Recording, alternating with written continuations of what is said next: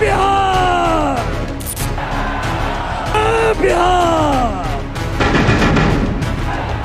मैंने अपना सपना छोड़ा है। ये सिर्फ बहुत लोग कहते हैं कि भैया नौकरी छोड़ के आए हैं। नौकरी तो बहुत छोटी चीज है भाई, अपना सपना छोड़ के आया हो। बोलने बोलने में बहुत सारी बात छूट जाती है। हम जनरली देख कर नहीं बोलते, लेकिन पॉइंट्स नोट जरूर आपकी करके लाए हैं कि इन मुद्दों पे आपसे बात करनी है। इससे पहले कि वो मुद्दों की बात करें, आप सबसे आग्रह है, जो साइड हो गए हैं, ऐसे ही बिहार साइड पड़ गया है, तो थोड़ा सामने आया जाए, थोड़ा आगे आया जाए, ताकि आप भी मंच को देख सके, मंच भी आपको देख सके। और बिहार सीधा सीधा लड़ता है, सीधा सीधा सुनता है, सीधा सीधा बोलता है, तो थोड़ा तिरछा बायां में दिक्कत होता है। तो बहुत लोग हैं जो साइड्स में हैं।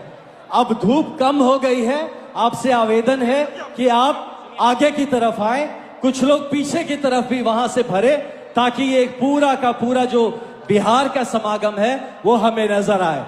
मैं आपके समक्ष जिन बातों को लेकर आया हूं, और मैंने जैसे बताया कि मैंने उनको नोट कर लिया था, तो ये कुछ मेरे मुद्दे हैं। मैं चाहूंगा कि इन मुद्दों को गंभीरता से सुना जाए। ये मुद्दे सारे आपके हैं। यह जो बिहार की व्यवस्था है, जिसने हमारे बच्चों को बाहर भेजा है, हमारे नौजवानों को मजदूर बनाया है और बुजुर्गों को बेसहारा छोड़ दिया है, उसी व्यवस्था के खिलाफ, उसी व्यवस्था को बदलने के लिए हम खड़े हैं। और मैंने सिर्फ वर्दी नहीं उतारी है, मैंने अपना सपना छोड़ा है। ये सिर्फ बहुत लोग कहते हैं कि भैया नौकरी छोड़ के आए हैं। नौकरी तो बहुत छोटी चीज है भाई, अपना सपना छोड़ के आया हो। ऐसे सपने आप बहुतों के भी होंगे। तो सपना छोड़ के क्यों आए? कि हमारे बिहार के ऐसे बहुतेर बच्चे हैं जिनके सपनों को कुचला जा रहा है। उन सपनों को अगर पूरा करने में हम लोग कंधा लगा सके, थोड़ी मदद कर सके, इसलिए अपना सपना छोड़ के आए हैं। तो सपना छोड़ा, नौकरी छोड़ी, लेकिन सेवा का भाव नहीं छोड़ा। आपकी लड़ाई में आपके साथ खड़ा होने के लिए आया हो, अपनी मातृभूमि के सेवा के लिए। मेरा सवाल आज आप सबसे यह रहेगा कि क्या आपके घर में कोई बच्चा है जो बाहर पढ़ाई कर रहा है? आप सोचिए इन सवालों को। क्या आपके कोई भाई बेटे हैं जो रोजगार के लिए पलायन कर रहे हैं? क्या आपको किसी सरकारी दफ्तर में रिश्वत देनी पड़ी है? घूस दिए हैं कि नहीं कभी? क्या आपके भी अपने हैं जो छठ पूजा, दुर्गा पूजा में घर ही नहीं पहुंच पाते? क्या आपके राखी में आपके परिजनों की कलाई सुनी नहीं रह जाती?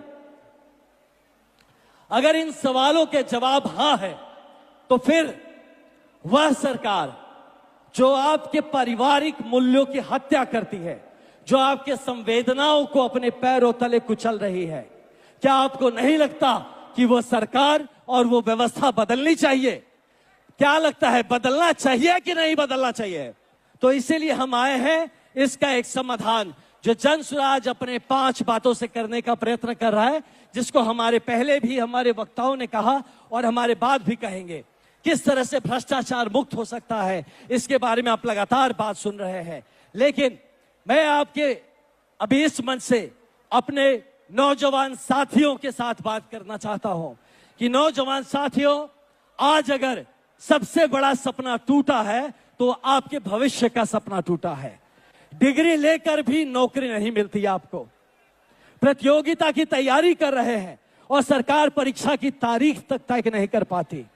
परीक्षा से पहले आपके पेपर व्हाट्सएप पर बढ़ जाता है, परिणाम से पहले नौकरी बेच दी जाती है। आपको आपके गुण, स्किल सिखाने की व्यवस्था नहीं।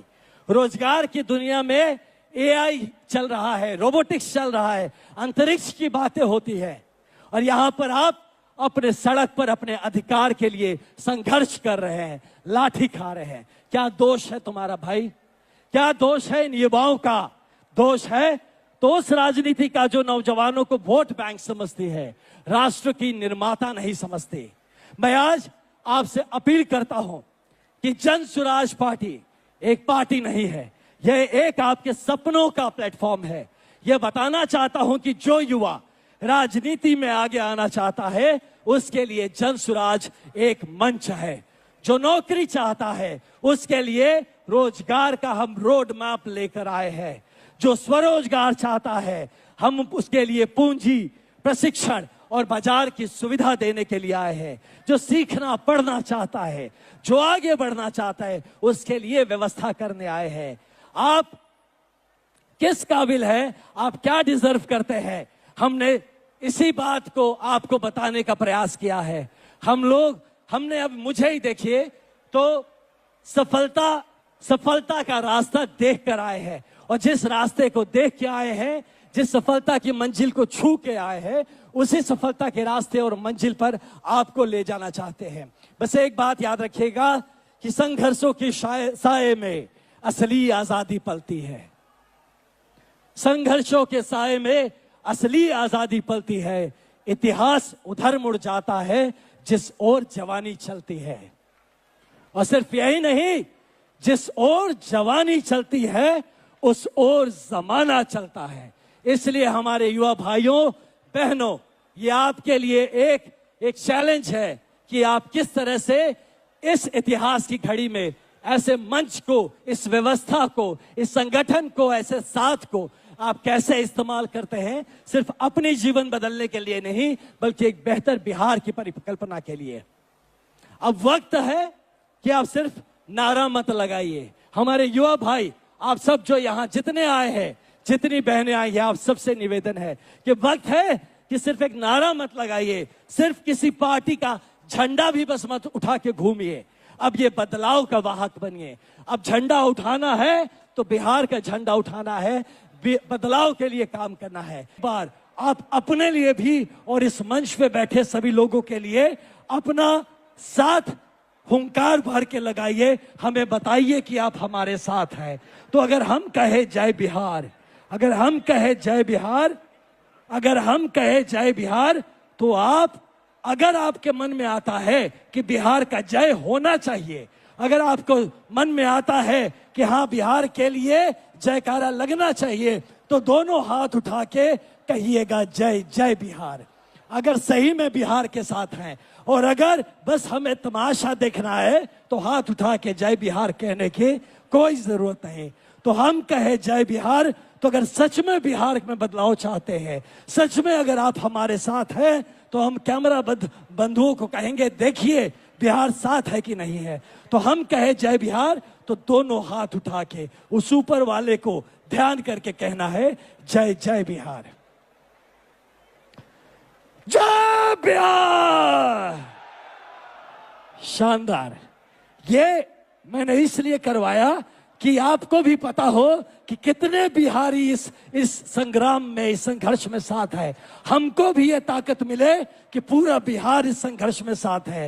ये 2 बार और कहेंगे हम लोग यही, एक बार कहूं जय बिहार, आप 2 बार कहिए जय जय बिहार। और उस ऊपर वाले को जब कहे तो उसको एकदम अपने ऊपर तक आवाज पहुंचना चाहिए कि बिहार जाग रहा है। फिर से कहेंगे जय बिहार, जय बिहार, जय बिहार। बहुत बहुत धन्यवाद आप सबका। हमें पूरा यकीन है कि अगर आप सब साथ हैं तो हम मिलकर एक बेहतर बिहार बना सकते हैं। प्रशांत जी आ रहे हैं, उनकी बातों को सुनेंगे और एक बेहतर बिहार साथ मिलकर बनाएंगे। बहुत धन्यवाद। जय बिहार।